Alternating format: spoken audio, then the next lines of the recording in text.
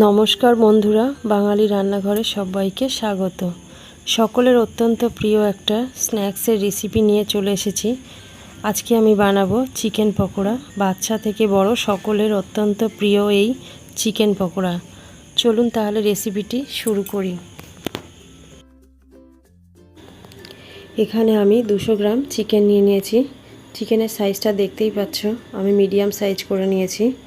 এবার আমি এর মধ্যে দিয়ে দেব 1 টিস্পুন আদা রসুন বাটা, 1 টিস্পুন কাঁচা লঙ্কা বাটা, আর হাফ টিস্পুনেরও একটু কম হলুদ গুঁড়ো আর কাশ্মীরি লঙ্কার গুঁড়ো একটু দিয়ে দিলাম। টিস্পুন জল ঝরানো টক দই আমি এর মধ্যে দিয়ে দিলাম। অল্প একটু জোয়ান হাতের মধ্যে এইভাবে ডলে নিয়ে এর মধ্যে দিয়ে স্বাদ মতো লবণ আমি এর মধ্যে দিয়ে এটাকে ভালো করে মেখে নেব। মেখে আমি 15 থেকে 20 মিনিটের জন্য রেস্টে রেখে দেব। দেখো মাখা আমার হয়ে গেছে। 20 মিনিট পর ফিরে এলাম। এর মধ্যে আমি দিয়ে দেব 1 টিস্পুন কর্নফ্লাওয়ার আর এর মধ্যে দিয়ে দেব 2 টিস্পুন মতো বেসন।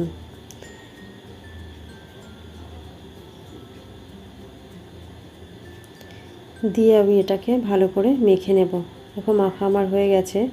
এবার আমি এর মধ্যে একটু লেবুর রস দিয়ে দিলাম। তোমরা চাইলে ভিনিগারও এর মধ্যে দিতে পারো। এবারে আমি একটা কড়াইতে পরিমাণ মতো সাদা তেল দিয়ে দিলাম। দিয়ে তেলটা আমি গরম করে নেব। তেলটা খুব বেশি গরম হবে না, মিডিয়াম গরম হবে। আর এই সময় গ্যাসের ফ্লেমটা লো টু মিডিয়ামে রাখতে হবে। তেলটা আমার গরম হয়ে গেছে। এবারে আমি এক এক করে চিকেনের পিসগুলো এর মধ্যে দিয়ে দেব। খুব বেশি চিকেন আমি এর মধ্যে দেব না, তাহলে গায়ে গায়ে লেগে যাবে। এখানে আমার চিকেনগুলো দেয়া হয়ে গেছে। এবার আমরা এগুলোকে ফ্রাই করে নেব। চিকেনগুলো থেকে সুন্দর কালার চলে আসা পর্যন্ত এগুলোকে ভেজে নেব। উল্টে পাল্টে আমি এগুলোকে ভালো করে ভেজে নেব। এগুলো আমাদের হয়ে গেছে। এবার আমরা এগুলোকে একটা পাত্রে তুলে নেব। মানে এগুলোকে বেশি ফ্রাই করব না, এগুলো দ্বিতীয়বার আবারও আমাদের ভাজতে হবে। সেই জন্য আমি এগুলোকে তুলে নিলাম।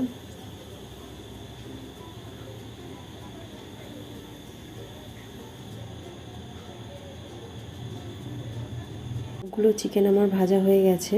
এবারে আগে যে চিকেনটা ফ্রাই করে রেখেছিলাম সেটা আমি এর মধ্যে দিয়ে দিলাম।